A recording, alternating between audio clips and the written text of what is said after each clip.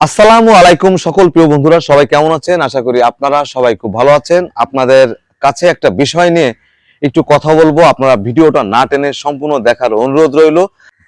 আপনাদের মতামত অবশ্যই এই কমেন্টস বক্সে জানিয়ে দিবেন।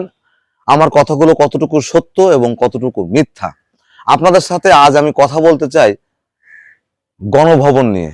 এই গণভবনটা কার টাকার তৈরি আপনারা বলতে পারেন? আপনার আমার টাকা দিয়ে এই গণভবন তৈরি হয়েছে। আজ সরকার নাই, গণভবনটা কে ব্যবহার করবে? পরবর্তী টাইমে যে সরকার আসবে সেই সরকারই এই গণভবন ব্যবহার করবে। আর এই গণভবনের যে মালামালগুলো আপনারা এইভাবে নিয়ে যাচ্ছেন, দেশের এইভাবে ক্ষতি করতেছেন, এই ক্ষতিটা কার হচ্ছে? আপনার আমার হচ্ছে। কারণ পরবর্তী টাইমে গণভবনের যে মালামাল এবং গণভবনের যে মেরামত, এটা কার টাকা দিয়ে করা হবে? আপনার আমার টাকা দিয়ে করা হবে।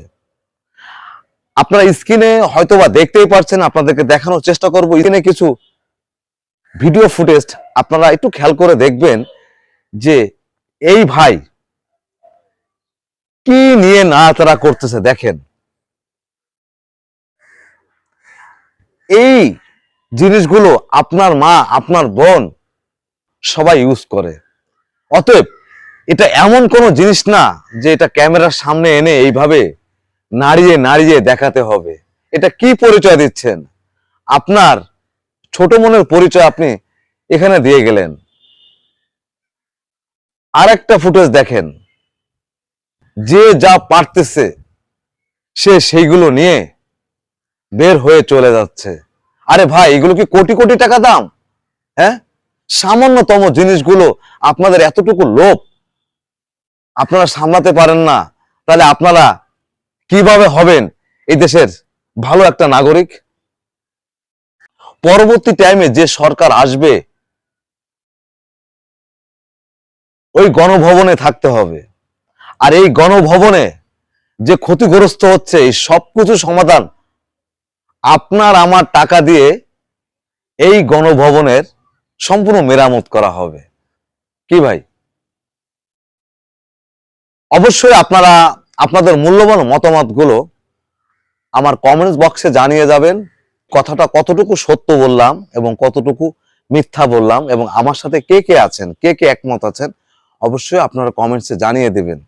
এই ভিডিওগুলো দেখার পর থেকে আসলে নিজের বিবেকের কাছে নাড়া লাগছে যে ভাই, সরকার গেছে ঠিক আছে, যে সরকার আসুক নেক্সট টাইমে, সেই সরকারই তো ওই গণভবনটা ব্যবহার করবে।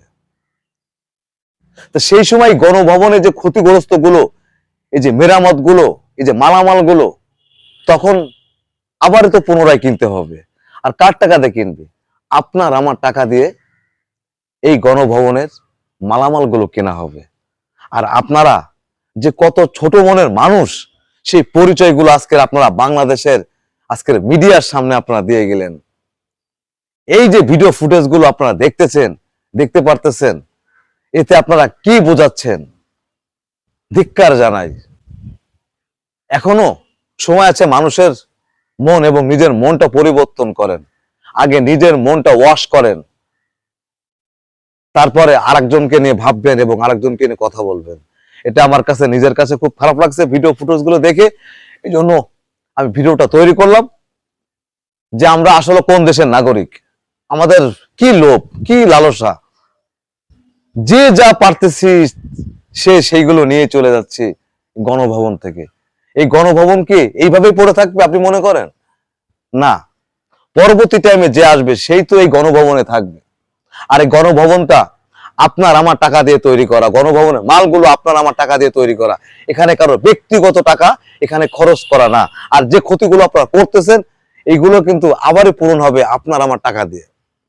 আর আপনারা এই মালামালগুলো নিয়ে যে নিজেকে কি বড় মনে করতেছেন, আপনার আপনার মনের পরিচয়টা আপনি আজ মিডিয়ার সামনে দিয়ে গেলেন। এই যে ভাইরা এই মালামালগুলো এইভাবে নাচাচ্ছেন, এই ভাইরা এই যে কেউ সুপা নিয়ে যাচ্ছে, কেউ ফ্যান নিয়ে যাচ্ছে, যে যা পারতেছে এগুলো নিয়ে যাচ্ছেন এই যে ক্যামেরার সামনে, আপনার বিবেকের কাছে একটু প্রশ্ন করে দেখেন, আপনি কি মনে পরিচয় আজ আপনি এই ক্যামেরার সামনে দিয়ে গেলেন? এগুলো রেকর্ড হয়ে থাকবে আজীবন, যে গণভবন থেকে সাধারণ পাবলিক আজকের কি নিয়ে বের হয়ে যাচ্ছে। ছি ছি ছি। ধিক্কার জানাই, ধিক্কার জানাই। কারণ এই সম্পদ আপনার আমার সম্পদ, রক্ষা করার দায়িত্ব আপনার আমার। আর আমরা যদি সে রক্ষক, যদি আমরা হয়ে যাই এখন ভক্ষক, এই বিষয়টা কেমন লাগে? খুব খারাপ লাগে, ধিক্কার জানাই। আর যদি ভালো লেগে থাকে অবশ্যই ভিডিওটা শেয়ার করে অন্যকে দেখার সুযোগ করে দেবেন। সবাই ভালো থাকবেন, সুস্থ থাকবেন। দেখা হবে অন্য একটা ভিডিওতে। খুদা হাফেজ।